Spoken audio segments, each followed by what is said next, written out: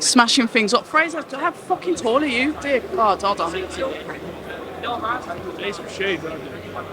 I know it's bright. Hold on, I'll turn it down. Is that a bit better?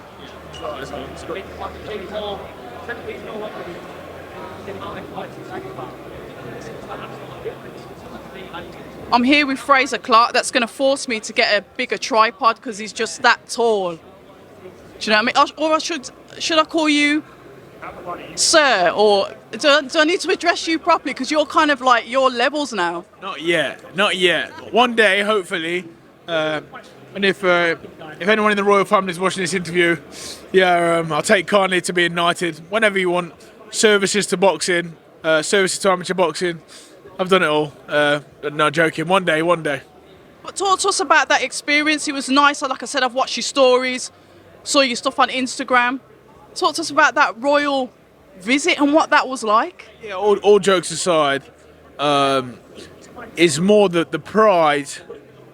You know, I got a picture, printed it off, took it straight to my nan. She was in absolute floods of tears, and she said to me, "I'm so proud of you." I've had that from my nan and my dad this week, and that's from my nan. I get it all the time, but from my dad, I was like, "Whoa, what are you doing, Dad?" You know what I mean? Made me a bit emotional, to be honest. But yeah, you know, they're great accolades, and so sometimes it's good to just give yourself a little pat on the back. You know what? For me, a little old fat Frazer Clarke to be walking in Buckingham Palace, it's a big deal. You know, I'm proud of it. But now it's time for business. We are proud of you, somebody that stood at the side of the ring doing security, somebody that pushed through their amateur career, an Olympian that ended up with a bronze medal, came out, turned pro, yeah? Saw you on Sky Sports, doing punditry, you know, visiting Buckingham Palace, rubbing shoulders with Prince Charles, and here we are. It's fight week for you to go ahead and fight Kamil Sokolwski. Talk to us about that. Anything is possible. And I mean that in the sense of you can achieve anything, not that I'm going to get beat, because that ain't happening. It's serious time now. You know, we're sort of clicking to fight mode over the next 24 hours, you know what I mean? Like, everyone always sees laughy, jokey phrases, like, oh, he's not serious. I'm very serious when it comes to fighting. I know my job, I know my craft, I take it seriously. You know, we're getting into that phase now where it's going to start heating up, sort of switching on a little bit more. A difficult fight, tough competitor, but I'm ready to go. We do like this fight, and you know what the British fans are like. We are the most fickle, most loyal. We'll switch on, we'll switch off. But this is a fight that will get the British fans talking, because Kamil Sokolwski, we know that he's suffered losses that he shouldn't have suffered on his record. He's no fool. He's a tough opponent. He always comes game. Your thoughts on getting this opponent, because I know you've had some stick about previous opponents. You've even said it yourself. You've been pissed off. So getting this one now to obviously get over that threshold to push forward on your career, what does that mean to you? Look, we've got him. He's another opponent, you know, and he's a live one. He's active. He'll have a good go. I feel like I'm a better fighter. I feel like I'm going to do a job. That's all I can say. You know what? Like, you have to stop being so concerned with what everyone else is saying. I'm just trying to focus on being a better me, better fighter, better person, better human being. And I'm enjoying the ride. Do you know what I mean? Like, everything that comes with it, the boxing, the punditry, the opportunities. I'm making myself proud. And you know what? I'm a happy guy. I've got time for everyone. This is just another fight. What is it like to multitask? Because you're someone that does multitask. Obviously, you're training in the gym, but I've seen you do a couple of features. I think you did something for Black History Month as well. You are all over the place.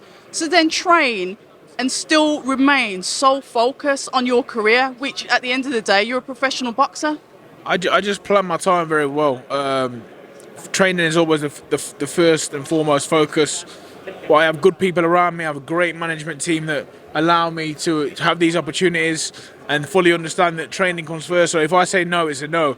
But things that, you know, take place in my heart, Black History Month, the Only Fools and Horses thing with Ricky Hatton, there is time to make time for these things. And there is down days where, during boxing, during camp, I need that switch off. I need that switch off from boxing sometimes, because it's very full on. It's the first thing I wake up and think of in the morning. It's the last thing at night. So to have that little break, it actually aids to me. Some people can do it, some people can't. It takes a lot out of some people. But without sounding too posh, I get chauffeured there, I get fed, I get watered. I have a laugh, I relax, I enjoy talking, as you can tell. I come home and I rest. It's been great.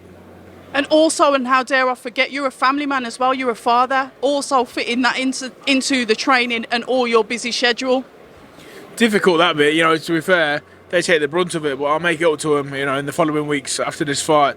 But they're all fantastic, without them motivating me, without them understanding, we won't be where we are today. So, I always have to give a shout to the kids and Danny, without the understandingness, which, don't get me wrong, at times it can cause friction. We're only humans, but it's all for the greater good, Yeah, the patience of a saint. I've seen her there doing her bits with the kids. A good partner, which you need in this industry. While you're focusing on your career, you need somebody that's stable, that's there for the family to help them grow.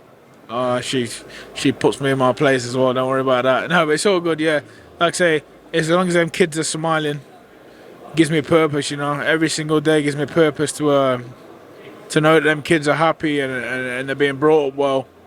But shout out to my kids, of course. Mila, Trent, I just love them more than anything in the world. So, without all three of them guys together, it's amazing.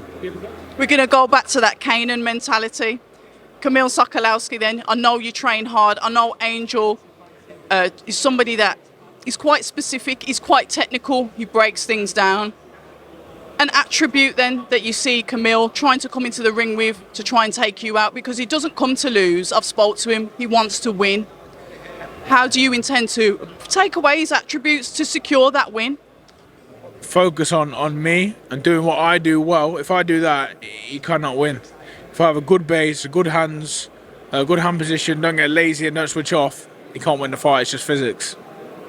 And his power then, when he feels your power, the last opponent you got out of there, Bracamonte, literally floored. What do you think your power does to him? Oh, it hurts. And if I hit anyone, my big man, like 19.5 stone, if I hit people, it hurts them. But yeah, I respect his power as well, though. I've seen him wing that right hand in over the top, little sneaky left hooks to the body. I've got to be switched on, and I'll be just that. We like that energy.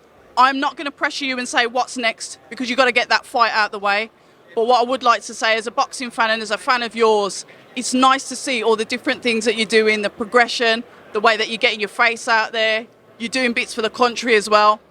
It's just nice to see. So Frazer, thank you so much. No worries. There's boxing is boxing, and it's a massive part of my life. But there's more to me. I've started to believe in myself a little bit. I'm not just a boxer. I can do a lot more. Uneducated, no GCSEs in my locker, no A levels. Studying and having education is very important, everyone. But listen, believe in yourself that you have more to offer than you can believe. We love it. October Red Boxing.